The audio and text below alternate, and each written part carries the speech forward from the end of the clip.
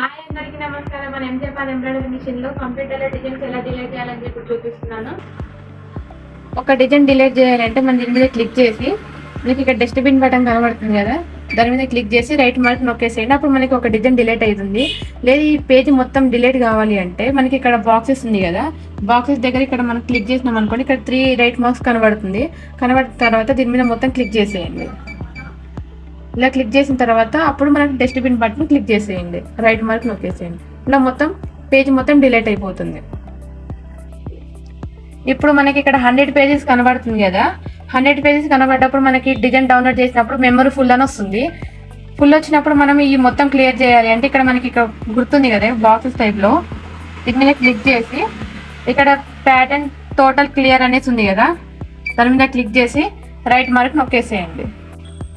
ఇలా మనం నొక్కితే అన్ని పేజెస్ డిలీట్ అయిపోతాయి అన్నమాట.